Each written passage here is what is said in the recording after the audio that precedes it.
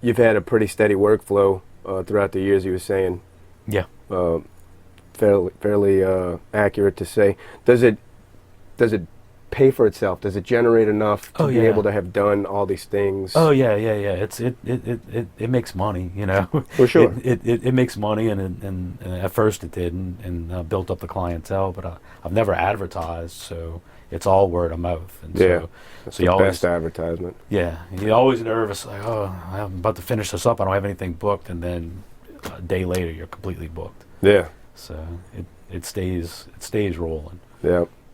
And I mean, your name's on the back of a lot of albums these days, so it doesn't hurt either. Yeah. That's cool. For the people that are listening, there's going to be a podcast based off of this as well.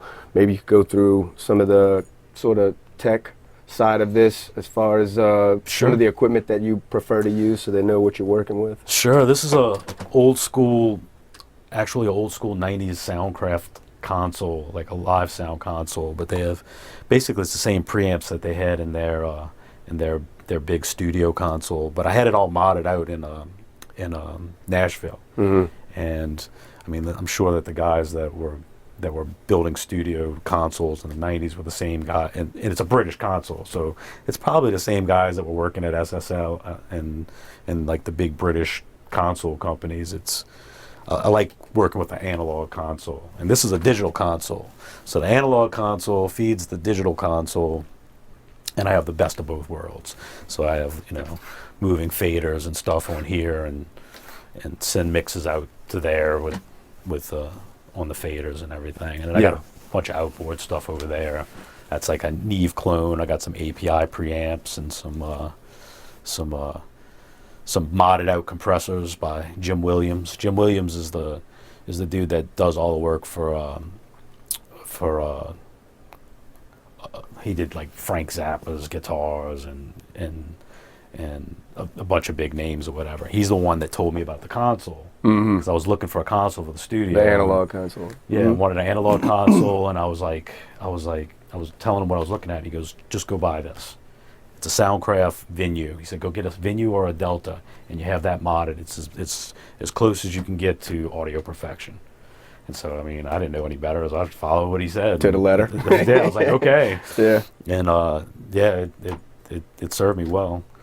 Other than that, the microphone in the vocal booth, I absolutely adore. It's a mic that I had a guy in California build me. His company is Barbaric Amplification, and his name's Chris Prucher. And I got to just talking to the dude, and I told him what I wanted or whatever, and we kind of hit it off. And he said, "Look, let me build you this. If you don't like it, send it back, and I'll build you what you want."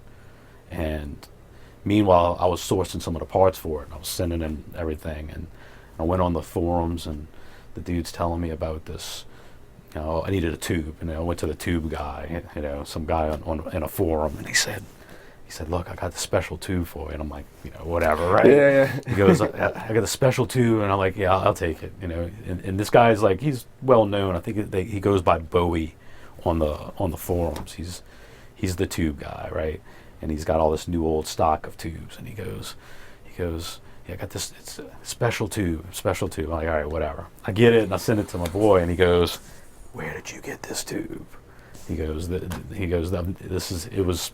The mic's his circuit design. He said he's never heard it sound as good as it does with that tube in it. And when I got the mic, I was blown away. I've never heard anything like it before. Really? Yeah. He named the mic after the studio, after OCD. We put his name and my name. It's OCD BA for Barbaric Amplification 51, I think. OCD BA 51. That's cool. Yeah, it's a nice piece of gear. I like the stuff that's kind of like not what you buy off the shelf. Sure. You know, something that's kind of... A lot of times you'll get your own signature sound that way too, you know? Proprietary to my place. Right. Yeah. You got, like I said, some people are not going to be able to see this, but you got guitars hanging all over the place. You got a whole stage full of equipment outside. Right. I mean, it's stacked. This is stuff that you've accumulated over the years because you were in bands yourself. Yeah, a lot of it, but then anything really nice guitar-wise, a good friend of mine that I work with constantly, his name's Hugo Miranda. Mm. If you see a nice guitar, it's Hugo's. Hugo, he played in a band called Retro Electro, and I did a solo album for him too. Retro Electro, you said? Retro Electro. Uh-huh. And we hit it off, and we've been working together since. Yeah. He's here like every week, and yeah, you see something nice on the wall, it usually is. That's cool, man. Yeah, these are gorgeous. Yeah. I really like them. The far room, you said Crowbar still uses for they rehearsal. They rehearse over there, and it's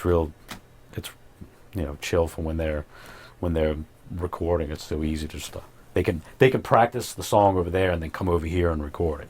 Gotcha. So that's just their situation, though. You're not really renting out rehearsal space or anything like that. No. I gotcha. Oh, far out, man. I wanted to tell them about how many Exhorder albums. Just the one. Okay. So, but it was kind of a big deal because they didn't put out an album for 30 years. Right.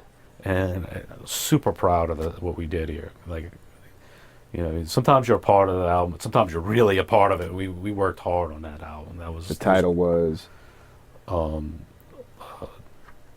in the Southern Skies is the Okay. name of the album. All right. It was grueling.